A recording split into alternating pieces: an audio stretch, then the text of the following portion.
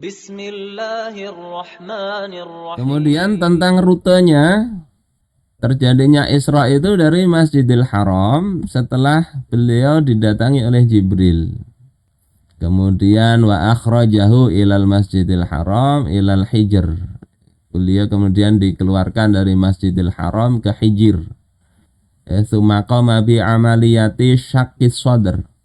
Beliau kemudian melakukan aktivitas pembelahan dada. Ini juga kadang nggak percaya orang, karena dia pikirnya itu kayak operasi di ruang praktek dokter.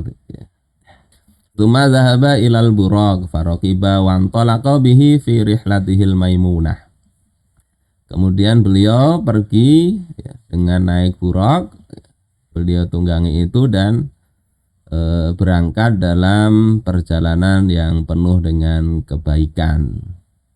Waja'at hadhihi rihlah al-maimunah ala sabilil mufaja'ah lahu sallallahu alaihi wasallam.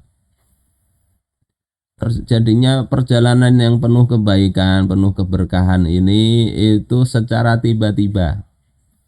Min ghairi mi'adin sabiq, tanpa ada persiapan sebelumnya.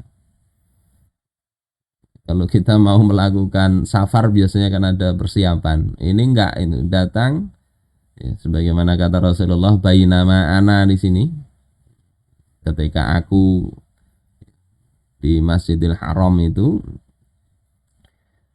ini menunjukkan berbeda dengan Nabiullah Musa alaihissalam ketika beliau persiapan dipanggil oleh Tuhannya Nabi Musa alaihissalam. Kalau Rasulullah tidak, nggak ada berita sebelumnya.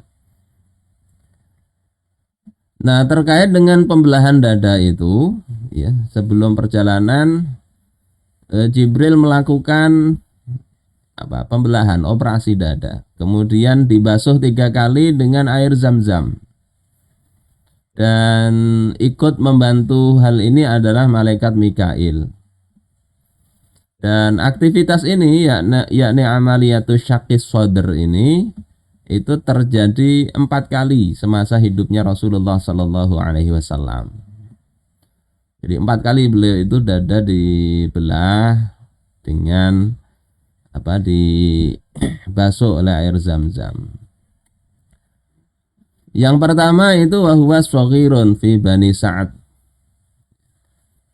Saat beliau masih kecil di Bani Sa'ad, yakni saat disusui oleh Halimah As-Sa'diyah. Kemudian yang kedua wahuwa ibnu asyri sinin, saat 10 tahun. Yang ketiga indal bi'tsah, saat beliau diangkat sebagai nabi. Yang keempat Lailatul Isra, pada malam Isra. Wa hadza syak tsabitun bi turuqin shahihah. Pembelahan ini ditetapkan dengan jalan riwayat yang sahih. Wa huwa haqiqiyun, ini adalah hakiki. La yasihu ta'wiluhu wa hamluhu 'alal amril ma'nawi. Tidak tepat kalau kemudian ditakwilkan dengan ini pembelahan ini secara maknawi, tidak. Bal huwa syaqqun haqiqiyyun mahsus. Wallahu 'ala kulli syai'in qadir. Dan ini adalah pembelahan yang sifatnya hakiki, yang mahsus. Dan ini Allah berkuasa atas segala sesuatu. Kadang orang ketika sekedar akal semata, ya akalnya nggak sanggup di situ. Belum ada alat-alat bedah. Wa khawariqul adat la tuqasu bil uqul. Perkara-perkara yang menyelisih adat ini tidak bisa dikiaskan atau ditimbang dengan akal kedokteran sekarang. Dan disebutkan di situ bahwasanya Jibril ketika mengeluarkan hatinya Sayyidina Muhammad sallallahu alaihi wasallam, kemudian membersihkannya dengan air zam-zam, Jibril kemudian mengambil segala sesuatu yang adza di sini. Adza ini sesuatu yang kotor, tapi bukan berarti hati Nabi itu kotor, tapi dalam riwayat yang lain annahu akhraja min qalbihi alaqah sauda. beliau mengeluarkan dari hati baginda Nabi ya darah yang hitam. Kemudian mengatakan hadhihi halus syaitani mink. Ini adalah bagian setan dari engkau. Dan Syekh Dardir itu mengatakan ay mahallu waswasatihi minka. Maksudnya adalah tempat adanya waswasah. Hingga dengan itu nggak ada lagi rasa was-was ya, yang itu bagian dari setan ada dalam benak baginda Rasulullah Sallallahu Alaihi Wasallam. Nah maksudnya adalah tahqiqu izhari kamali batini kama baraza kamali zahiri. Apa maksud dari adanya pembelahan itu adalah menyempurnakan batin beliau sebagaimana sempurnanya zahir beliau. Sebagaimana kata Al-Imam Al-Arif Billah Sayyid Ali Al-Habsyi dalam masalah pembelahan dada ini, yakni beliau katakan wa ma akhrajal amlaku min qalbihi adha. Tidaklah malaikat itu mengeluarkan sesuatu yang kotor dari dada baginda Rasulullah, walakinnahum zaduhu tuhran ala tuhrin. Akan tetapi malaikat itu menambahi kesucian di atas kesucian. Wa waqa'a fi qalbi ma'nan akhar.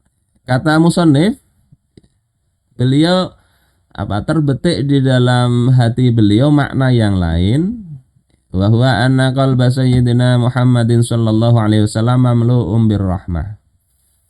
Maknanya adalah bahwasanya hati baginda Rasulullah sallallahu alaihi wasallam itu dipenuhi dengan rahmah. Bal huwa manba'uha wa asluha, bahkan hati beliau itu merupakan mamba' dan asal.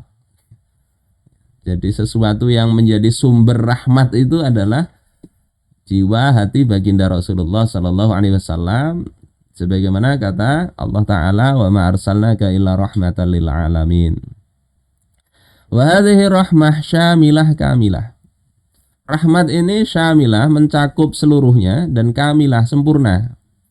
Karena merupakan rahmat yang luas untuk segala sesuatu. Walakin Allah subhanahu wa ta'ala akhraja syaitana wa a'wanahu wa ikhwanahu wa man qaddira alaihi asyaqa min hadhihi rahmah. Tetapi Allah subhanahu wa ta'ala itu mengeluarkan bagian dari setan, penolong-penolongnya, saudara-saudaranya setan, dari bagian rahmat itu dibersihkan lagi. Sehingga tidak ada bagian sedikit pun untuk setan di dalam rahmat itu. Jadi maknanya itu bisa bermakna mengeluarkan dari hati baginda itu haldus syaitan min rahmatihi. Bagian kasih sayang dari Allah Ta'ala untuk setan.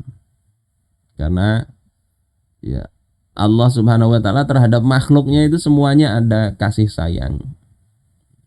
Innallaha bin-nasi la raufur rahim. Sesungguhnya Allah itu raufur rahim kepada manusia seluruhnya. Orang-orang non-muslim, orang-orang yang ingkar itu tetap mendapatkan kasih sayang Allah Subhanahu wa Ta'ala di dunia ini. Nah, setan ini nggak ada lagi bagian setelah ini. Wallahu a'lam.